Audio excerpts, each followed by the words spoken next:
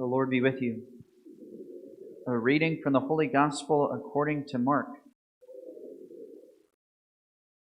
Jesus came to Capernaum with his followers, and on the Sabbath he entered the synagogue and taught. The people were astonished at his teaching, for he taught them as one having authority, and not as the scribes. In their synagogue was a man with an unclean spirit. He cried out, "What have you to do with us, Jesus of Nazareth? Have you come to destroy us? I know who you are, the Holy One of God." Jesus rebuked him and said, "Quiet, come out of him." The unclean spirit convulsed him, and with a loud cry came out of him. All were amazed and asked one another, "What is this? A new teaching with authority. He commands even the unclean spirits, and they obey him." His fame spread everywhere throughout the whole region of Galilee. The Gospel of the Lord.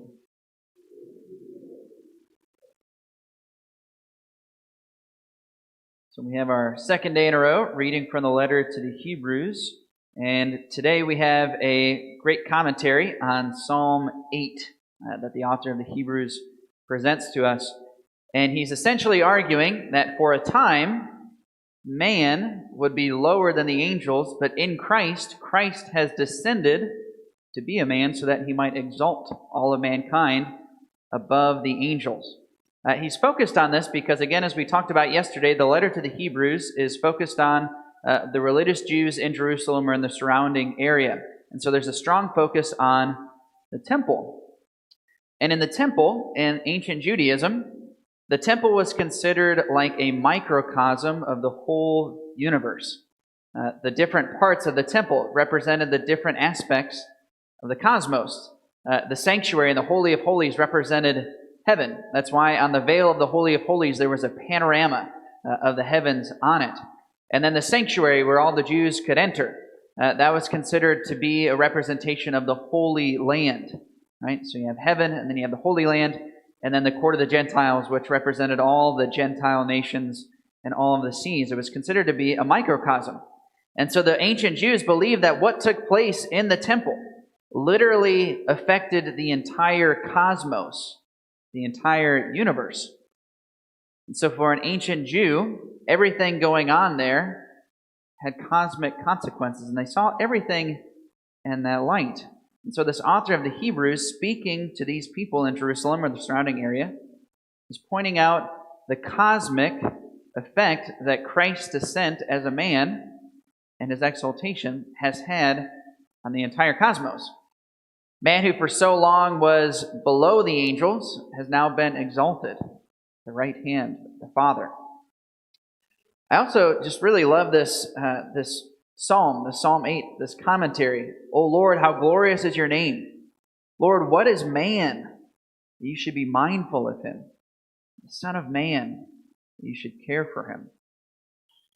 This is something that is somewhat being lost in our modern culture. The primary significance of mankind in the entire universe. Because of modern cosmology and modern astronomy, science is more and more arguing that our little planet here seems to be an accident, and that mankind is just a product of different evolutionary processes. This has been a trend in modern astronomy, or at least how many astronomers are presenting the data. There's actually many people who are saying the exact opposite. But in the ancient world, this is something I find very endearing about the ancient world before many of those modern cosmological findings.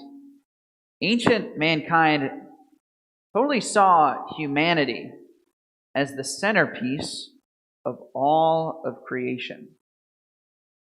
Plato and Aristotle, they said in the mind of man, it's like a microcosmos. In every mind, there's a whole universe of information and knowledge.